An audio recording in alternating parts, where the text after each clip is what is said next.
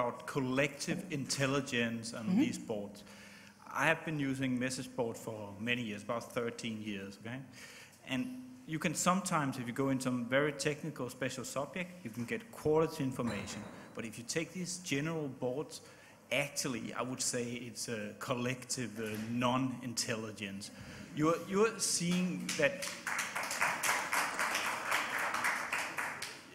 You will see that, like, when people begin to discuss this, it's actually much more about who can come with the fastest shooting from the hip argument rather than somebody who is actually coming with quality information.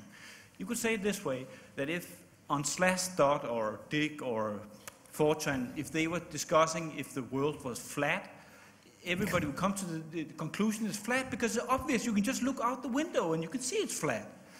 Yeah, I mean, this is a kind of so-called collective intelligence that happen on many of these things. Yeah. So, you know, I can't live without these things because you are really getting valuable information, but you really, really have to filter enormously to get it.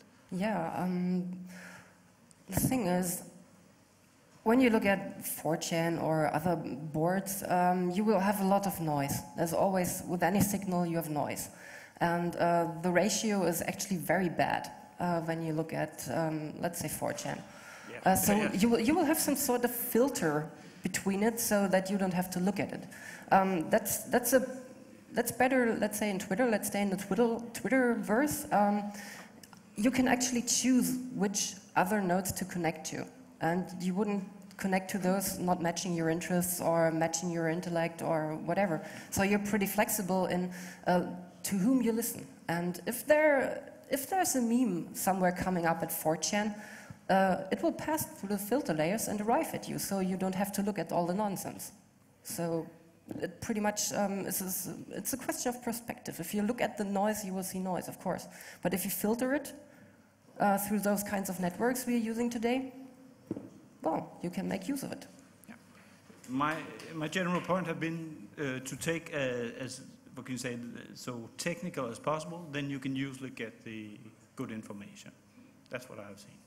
If you take these general boards, you are losing information in some way.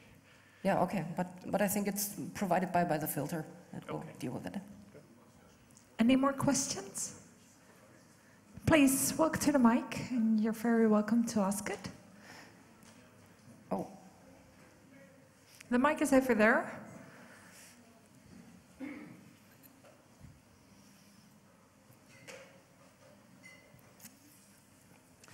I have a partial response to the question that was just given, and it's also in agreement with Christiane. When we think about filtering the information that we look at online, one thing that is neglected is how much filtering we do with the information that we receive in the real world. So many of us, we don't read tabloid newspapers, right? So there's all this information in the world. There's hundreds of television stations bombarding us with information that we don't look at, or tabloid newspapers in all of the languages that we read, full of information that we're not looking at. We filter to see what we want to read. The internet is similarly full of things that we don't want to look at. And that doesn't make it special.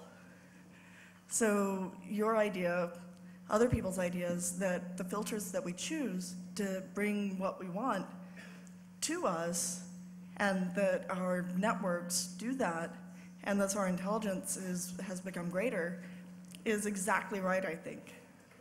Okay, thanks. Okay, thanks. Thank you. I think that was the last question/comment.